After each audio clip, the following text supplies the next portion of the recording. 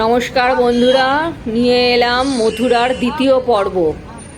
আমিও একটু খাবার কিনে হরিণদেরকে খাওয়ালাম।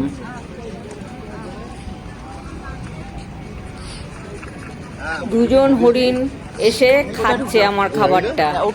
খেতে খেতে বাটিটা নিচেই পড়ে গেল। এইবারে আমরা চলে এলাম যমুনা নদীর ঘাটে, কারণ আমরা বোটে করে এবার যাব মথুরাতে কংসের কেল্লা দেখতে এবং দ্বারকাধীশ মন্দির।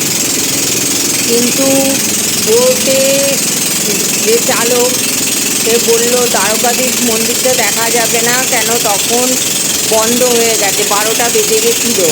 এখানে সকাল 6টা থেকে 12টা অবধি মন্দির খোলা থাকে, তারপরে আবার 4টে থেকে রাত্রি 8টা অবধি মন্দির খোলা থাকে। যেহেতু 12টা বেজে গেছিলো তাই আমরা দ্বারকাধীশ মন্দিরটা দেখতে পাইনি। একদম কংসের কেল্লাতে গিয়ে নেমেছিলাম। তো বোটে উঠেছি। এখানে বোটে ভাড়া লাগবে পাড়ের 100 করে। তো আমরা তিনজনই যাচ্ছি বোটে করে, ভাড়া করে নিয়ে আমরা তিনজনই যাচ্ছি।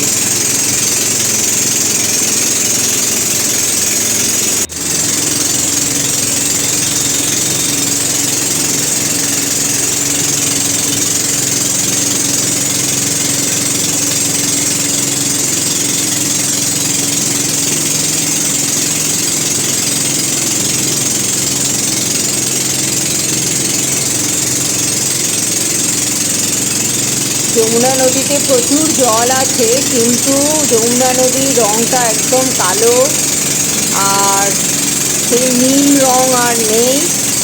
আর ভীষণ ময়লাও আছে, নোংরাও আছে জলেতে।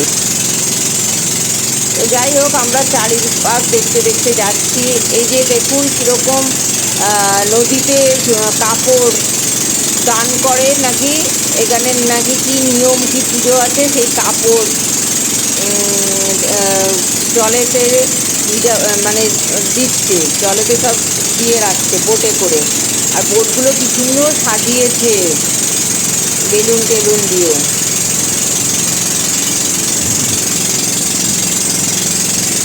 দারুণ লাগছে দেখতে। এইখানেই রয়েছে দ্বারকাধীশ মন্দিরটা। তো এখন বন্ধ আছে, এখন তো দেখা যাবে না, তাই জন্য এখানে দাঁড়াবে না বোট। বোট সোজা চলে যাচ্ছে একদম কংসের কেল্লাতে।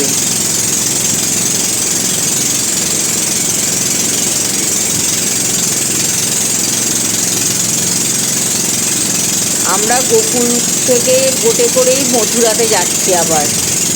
ওখানেই কংসের কেল্লা এবং শ্রীকৃষ্ণের জন্মভূমি। আমরা কংসের কেল্লাটা দেখেই কৃষ্ণের জন্মভূমি দেখতে যাব।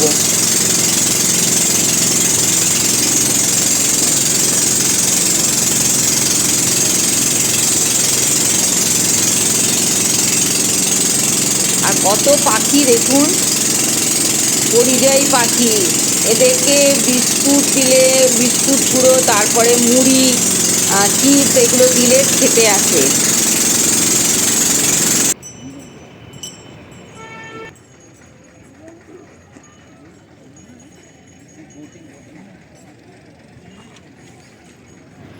কংসের কেল্লাতে আমরা এসে গেছি। এই ছাদের ওপর উঠেছি। অনেকগুলো সিঁড়ি ভেঙে উঠতে হয়, 3 ধাপ সিঁড়ি রয়েছে। আমি তো প্রথমে উঠতেই চাইছিলাম না। আমার হাজব্যান্ড আর মেয়ে বলল চলো আস্তে আস্তে চলো, ঠিক উঠতে পারবে তুমি। তারপর যাই হোক, এসেছি, এত দূর না দেখে চলে যাব, তাই আস্তে আস্তে উঠে ওপরে এলাম। এসে দেখলাম তেমন কিছু দেখার নেই, সবই ধ্বংসপ্রাপ্ত। তাও একটু একটু যা দেখতে পেলাম, একটা গাইড এসছিল আমাদের পেছন পেছন। যাই হোক, তাকে নিলাম, 50 টাকা দিলেই হবে। তাহলে ঠিক আছে। আচ্ছা, সে বুঝিয়ে বলল যে এইখানে কংস বিচার করতো, এইখানে বসতো, এই সমস্ত জিনিসগুলো দেখালো। সবই ভেঙে চুরে গেছে, খুব একটা যত্ন সহকারে কেউ রাখেনি। সবই ধ্বংসপ্রাপ্ত প্রায়। যাই হোক, কেল্লার ছাদ থেকে চারিদিকটা দেখলাম। আর যমুনা নদীতে কত বোট চড়ছে, বেশ লোকজন বোট চড়ে, নানান ধরনের বোট, বেশ ভালোই লাগছে ওপর থেকে দেখতে। তার চারিদিকে গাছপালা, পুরো মথুরা শহরটা দেখা যায় ওপর থেকে, ভালোই লাগছিল ওপর থেকে দেখতে। অনেকেই বসে বিশ্রাম নিচ্ছে, আর খুব রোদ্দুর ছিল,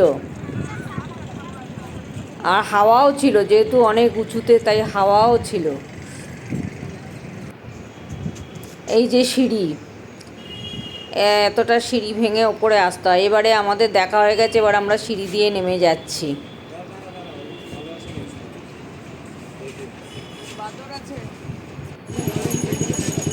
এই যে কেল্লার সামনেই অটো টোটো সব আছে কৃষ্ণের জন্মভূমি যাওয়ার জন্যে, আর খাবার দোকান আছে কিছু কিছু। আমরা এখানে ঝালমুড়ি খেয়েছিলাম, ফুচকা খেয়েছিলাম। এবার চলে এসেছি কৃষ্ণের জন্মভূমি দেখতে। এখানে অনেক দোকানপাট আছে, কিছু মার্কেটিংও করা যায়। আর অনেকটা হেঁটে জন্মভূমির কাছে আসতে হয়। এই দেখুন জন্মভূমি, এই যে দুজন দ্বাররক্ষী রয়েছে, আর ওপরে একটা রথ রয়েছে ঘোড়ায় টানা। এইটাই হচ্ছে জন্মভূমি, এর ভেতর দিয়েই ঢুকে যেতে হয়। এখানে কোনো মোবাইল বা ব্যাগ নিয়ে যাওয়া যাবে না, সব জমা দিয়ে রেখে যেতে হয়, এবং ভিতরের কোনো ছবি ভিডিও করা যাবে না, যার জন্যে কিছুই আপনাদেরকে দেখাতে পারলাম না আমি।